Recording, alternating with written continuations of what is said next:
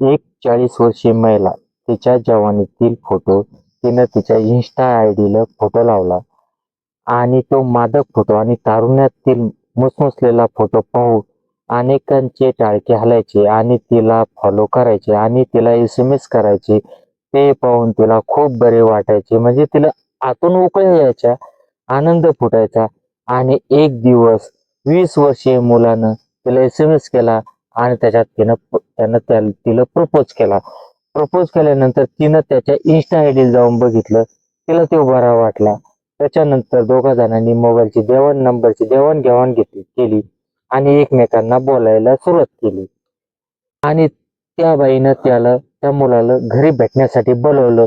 ज्यावेळेस तो घरी तिला भेटायला गेल्यानंतर त्यानं बघितलं की बाई त्याच्या दुप्पट वयाची दिसू लागली.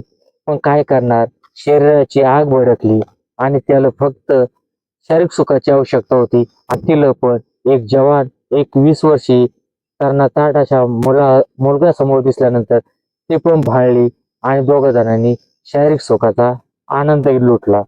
लुटल्यानंतर एके दिवशी त्या महिलेने त्याला सांगितलं की शक्तिवर्धक 8 ते 10 गोळ्या घेऊन ये आणि काही कंडोमचे पाकिट घेऊन ये. आणि तो घेऊन गेला. आणि त्या रात्री काय घडलं ही सविस्तर स्टोरी आपण बघू. पण हो, त्याच्या अगोदर तुम्ही जर अजूनही आपल्या कलियुगाचा वारा ह्या युट्यूब चॅनलला सबस्क्राईब करेल नसेल तर सबस्क्राईब करून घ्या. आणि हो, ही पूर्ण स्टोरी ऐकण्यासाठी, कळून घेण्यासाठी पूर्ण व्हिडिओ बघा आणि बघितल्यानंतर लाईक करायला विसरू नका. बघूया सविस्तर अशी स्टोरी. ह्याच्यासाठी आपल्याला जायचे उत्तर प्रदेश. उत्तर प्रदेश मधला कानपूर जिल्हा आहे आणि तिथला बिठूर हा शहर आहे. तिथं बिठूर पोलीस स्टेशनच्या अंतर्गत येणार ही केस घडलेली. बघूया सविस्तर. आता बिठूर मधला शाबिद अली वय वर्ष 45 हे गृहस्थ राहत होते. आता हे राहत होते, त्यांना एक पत्नी होती आणि एक त्यांचा 9 वर्षाचा मुलगा होता. आणि त्यांची पत्नी शबाना बेगम वय वर्ष 40. आता हे तिघ जण छोटं कुटुंब, म्हणजे यांचं मुस्लिम कुटुंब म्हणल्यानंतर, तिघ जण म्हणल्यानंतर फार छोटं कुटुंब आले. लगेच सर्वात लहान कुटुंब आले असं कुटुंब. आणि यांचा उदरनिर्वाह हा पूर्णतः वेल्डिंग मशीनवर चालायचा.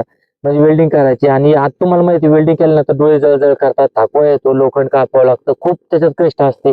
आणि त्याच्यातलं ते गॉगल जरी लावेल जरी असला वेल्डिंगचा, तरी पण वेल्डिंग लागल्याशिवाय राहत नाही. लागली म्हणजे डोळे लाल होतात, असे खोपतात, असे रात्रभर झोप येत नाही, ठणकतात. म्हणजे त्याचं खाण्यापिण्यावरच लक्ष उडतं. अशा परिस्थितीला तो आबिद अली हा काम करायचा आणि आपला कुटुंब पोसायचा.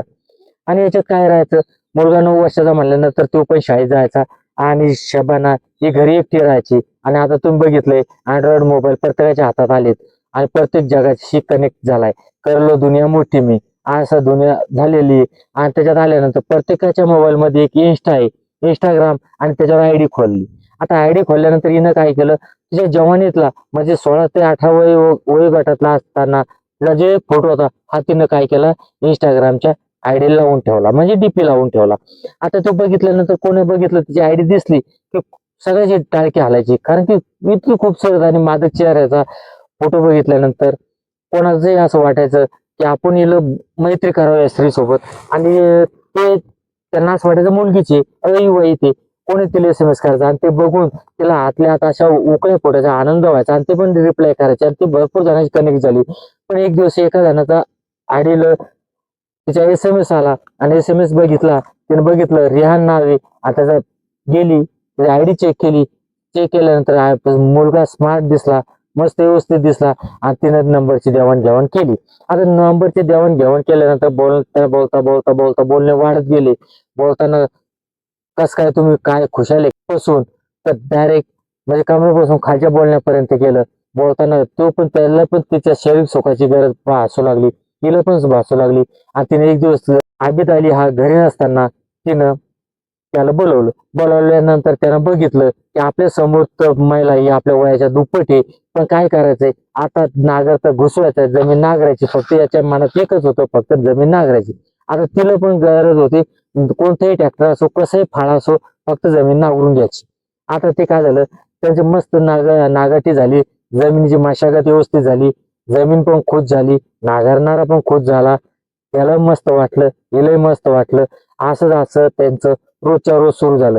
आता एक लक्षात ठेवा, हे अनैतिक संबंध सुरू झाल्यानंतर आहे ना, बाईत ऑटोमॅटिक काही ना काही बदल व्हायला सुरुवात होती. आता हा बदल सुरू झाला. बदल झाला म्हणजे यांचं नवऱ्याकडे लक्ष देणं कमी झालं. तर स्वयंपाकाची आवड निवड कमी झाली. सगळं आणि तिचं नटणं, थटणं, राहणं, इंस्टावर पोस्ट करणं आता तिचं सुरू झालं.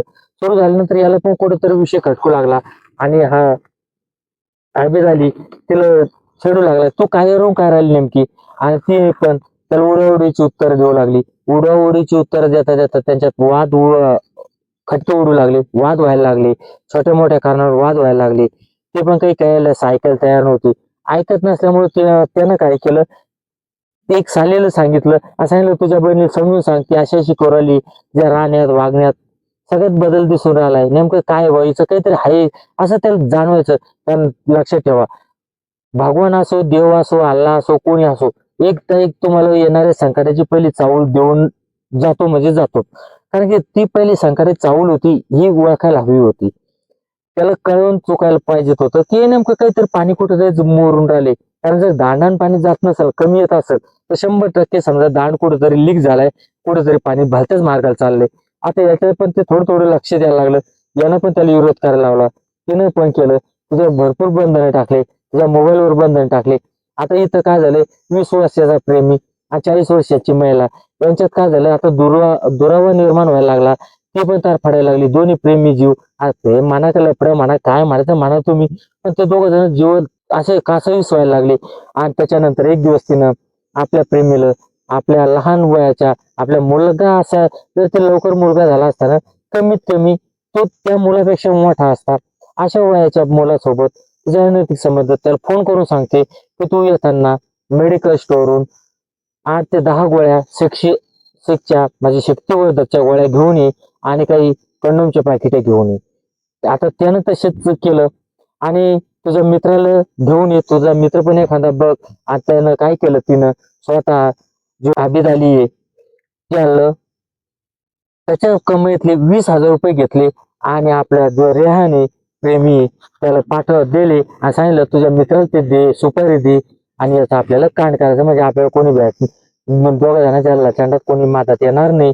आता ते पण 20 वर्षाचं, त्याला नेमकी मिसरूट फुटेल, कुठं दाढी केस आलेले, असं पोरग ते पण हरवून गेलं. त्याच्या मनात हिचा नवरा गेला म्हणजे आपल्याला रान खुल्लं झालं असं त्याला वाटायला लागलं. त्यानं पण तिला होकार द्याला. दोघा जणांनी काय केलं, 18 जानेवारी 2025 आणि त्या दिवशी तिनं काय केलं, स्वयंपाक केला. म्हणजे त्यांचा स्वयंपाक म्हणजे काय असतो, त्याला बिर्याणी म्हणते, मटन बिर्याणी, चिकन बिर्याणी अशी केली. त्याला खाऊ घातली. त्याच्यात झोपेच्या गोळ्या 1-2 मिसळल्या आणि त्यानं खाल्ला. जेवण करताना तिनं काय केलं, भांडण उकळून काढलं.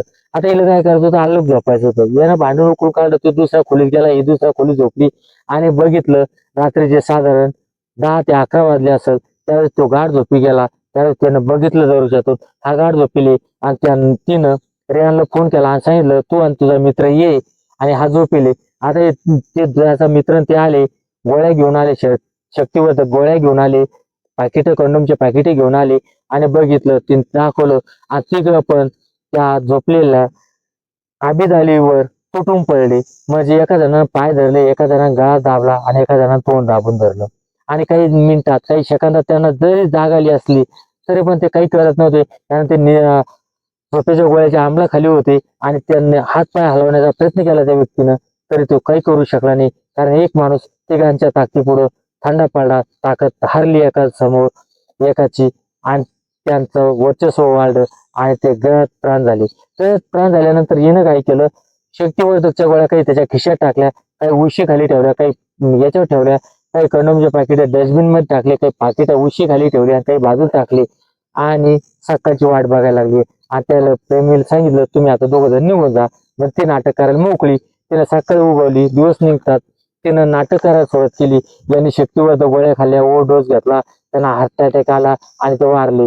आता इंतकाल झाला, त्यांचा इंतकाल म्हणते आपल्या त्यांचा इंतकाल झाला असं तिनं दांगडू कंगावा केला. आणि त्यावेळेस तिथं शेजारी पाजारी आले, नातेवाईक आले, माहेरची मंडळी आली, सगळ्यांनी बघितले. पोलिसांना बोलावलं. पोलिसांनी प्रथमदर्शनी बघितलं, शक्तिवर्धक गोळ्या दिसल्या, पाकिट दिसले. त्यांच्या मनात असं झालं, शक्तिवर्धक गोळ्या जास्त प्रमाणात सेवन केल्यामुळं त्यांच्या हृदयाचे तीव्र ठोके वाढले आणि रक्तभिसरण हे स्पीडनं सुरू झालं आणि त्याच्यात त्यांना तीव्र असा हात त्यागाला असावा आणि ते मृत्युमुखी पडले असावेत. असे आकस्मिक ते बीटूर पोलीस स्टेशनने नोंद केली आणि बॉडी PM ला पाठवली. पीएमचा रिपोर्ट आला, पण पीएमचा रिपोर्ट येण्याच्या अगोदर जी शबाना बेगम आहे वय वर्ष 40, तिच्या बहिणीनं पोलिसवाल्यांना चौकशी सांगितलं की मला माझ्या बहिणीवर शंका दिसते, कारण ह्या दोघांत काही बरं चाललं नव्हतं, चांगलं चाललेलं नव्हतं आणि काहीतरी असं खुसपट सुरू होती. तुम्ही तिची चौकशी करा. ज्यावेळेस पोलिसवाल्यांनी गुपचूप तिचा मोबाईल आणि त्यांनी बघितलं, CDR काढला, मोबाईलचा CDR काढल्यानंतर त्या CDR मध्ये सतत तिला रेहानचं दिसलं. त्या घटनेच्या दिवशी पण कॉल झालेले दिसले आणि त्यांनी रेहानला उचललं. रेहानला आणि शबानाला चौकशीसाठी बोलावल्यानंतर दोन फटक्यातच कबूल झाले आणि त्यांनी सांगितलं की आम्ही त्यांच्यावर असा नैसर्गिक मूर्ती दाखवण्याचा प्रयत्न केला, पण आम्हीच त्यांचा गळा दाबून खून केलाय. आता मित्रांनो, विचार करा, जिनं स्वतःच्या नवऱ्याचा खून करण्यासाठी मागं पुढे बघत नाही, ती खरंच लोकांचा विचार करणार का? खरंच या रेहानसोबत ती राहणार होती का? हे त्या रेहानला कळायला पाहिजे होतं. आणि एक लक्षात ठेवा, कोणत्याही लफडा असू द्या, कोणत्याही जातीचा असू द्या, कोणत्याही धर्माचा असू द्या, कुठलही असू द्या, फक्त याच्यातून आपल्याला एकच बोध घ्यायचंय, लफडं ते लफडं असतं, अनैतिक संबंध अनैतिकच संबंध असतात आणि अनैतिक संबंधाचा शेवट हा वाईटच होतो.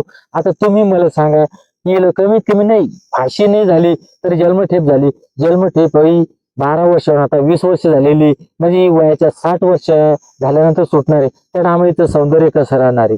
त्याच्यानंतर हा जो रेहान आहे हा 20 वर्षाचा तरुण आहे.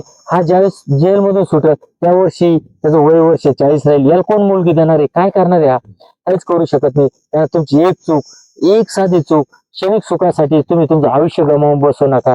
मी ह्या व्हिडिओच्या माध्यमातून हे सांगण्याचा प्रयत्न करतोय की बाहेर लफडे किंवा अनैतिक संबंध कुठेही प्रस्थापित करू नका आणि असं तर दूरच राम राम करा. जय हिंद, जय महाराष्ट्र.